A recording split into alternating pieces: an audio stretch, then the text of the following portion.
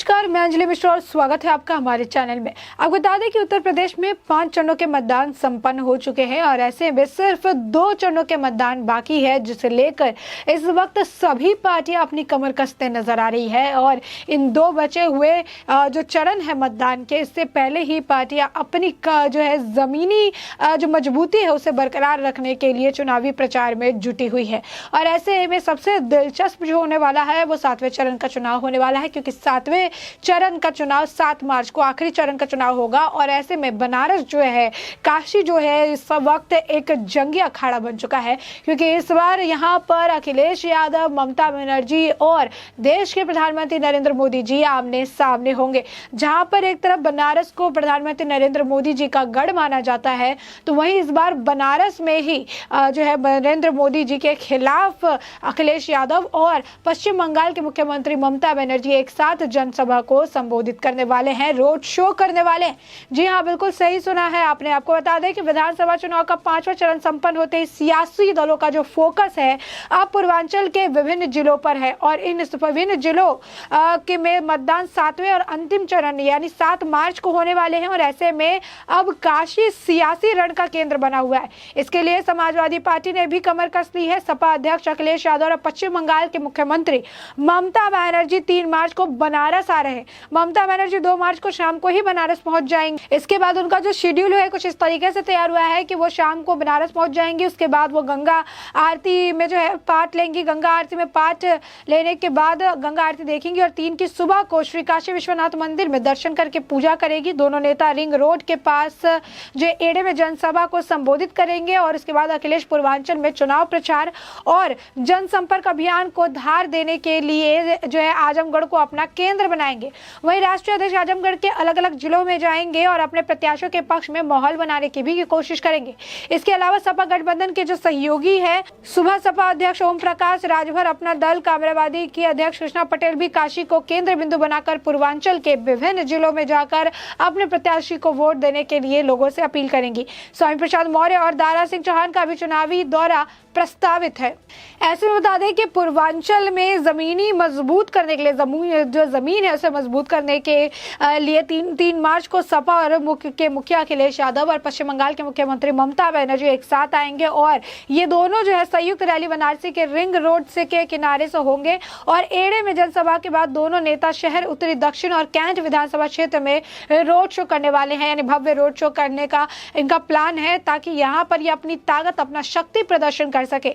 जनसभा की तैयारियों का जायजा लेने के लिए सपा के राष्ट्रीय उपाध्यक्ष किरणमय नंदा और युवजन सभा के राष्ट्रीय अध्यक्ष विकास यादव बनारसी पहुंच चुके हैं। और किरणमय नंदा मंगलवार को ही जो है पहुंच चुके हैं और उसके बाद वहां पर पूरे जो मामला है उसका जायजा ले रहे हैं कि सारी चीजें वहां पर सुनिश्चित करने की कोशिश की जा रही है।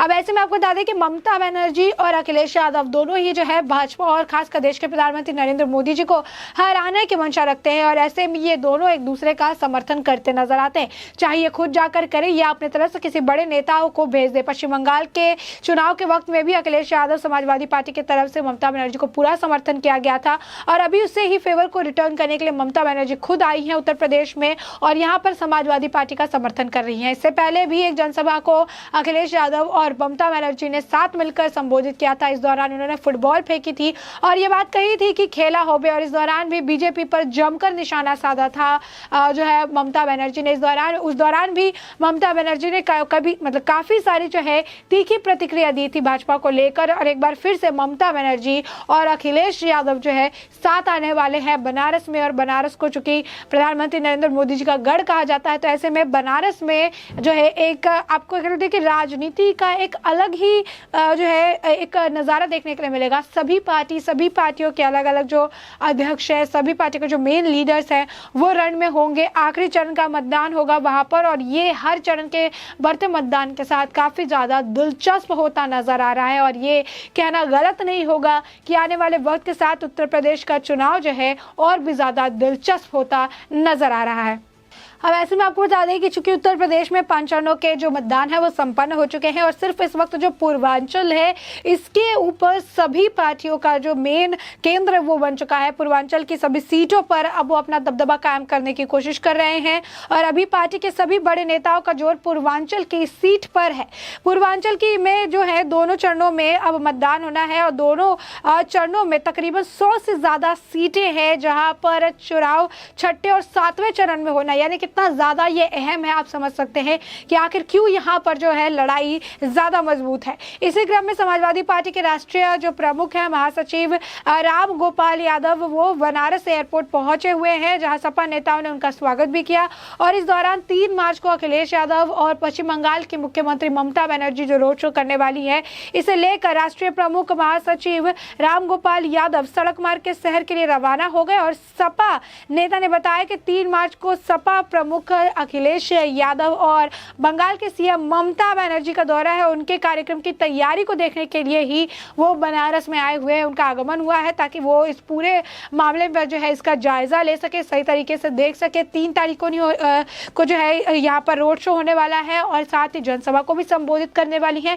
और इसके ही मद्देनजर जो है पूरा जायजा लिया जा रहा है और इसके लिए सिर्फ 2 दिन बाकी हैं और ये महीना अब खत्म है। 2 दिन बाद ही जो है ये भव्य एक सम्मेलन देखने के लिए मिलेगा। मोदी, अखिलेश और ममता बनर्जी सभी रहेंगे और सूत्रों के मुताबिक ये भी कहा गया कि 3 मार्च को खुद मोदी जी भी काशी में ही रहेंगे। तो ऐसे में देखना काफी दिलचस्प होगा कि एक ही काशी और बनारस कितने सारी अलग अलग पार्टियों के अलग अलग आरोप प्रत्यारोप का उस वक्त गवाह बनेगा। वहीं सपा अध्यक्ष अखिलेश यादव मंगलवार को पूर्वांचल के दौरे पर रहेंगे। वो मंगलवार को बनारस के एयरपोर्ट आएंगे, यहां से बलिया में जनसभा को संबोधित करेंगे। अब सभी पार्टियां पूर्वांचल का दौरा करके अपनी पार्टी के पक्ष में माहौल बनाने के लिए पूरी कोशिश कर रही है। हम आपको बता दें सिर्फ 2 चरणों का मतदान बाकी है और पूर्वांचल में 100 से ज्यादा सीटें हैं जहां पर एक एक सीट इतनी अहमियत रखती है। ऐसे में पूर्वांचल में 100 से अधिक सीटें हैं, एक बड़ा आप कह सकते हैं कि आंकड़ा यहाँ पर मौजूद है और ऐसे में यहाँ के वोटरों को साधना बहुत ही ज्यादा जरूरी है सभी पार्टियों के लिए और यही कारण है कि अभी सभी पार्टियां जो है पूर्वांचल की तरफ रुख कर रही है, पूर्वांचल के जिलों की तरफ रुख कर रही हैं और वहां पर जनसभा को संबोधित करने से लेकर वहां पर रोड शो करने तक, अपने ताकत प्रदर्शन से लेकर मतदाताओं को कन्विंस करने तक का जो भी हथकंडे अपनाने पड़ेंगे अब यह अपनाती हुई नजर आती है। पूर्वांचल की 100 से ज्यादा सीटों पर बचे 2 चरणों में चुनाव होने हैं और सभी पार्टियों को अच्छे से पता है कि लखनऊ की गद्दी पर बैठने के लिए पूर्वांचल में ज्यादा से ज्यादा सीटना काफी ज्यादा जरूरी है और इसीलिए पूर्वांचल आज के वक्त में काफी एक अहम और एक हॉट आप कह सकते हैं कि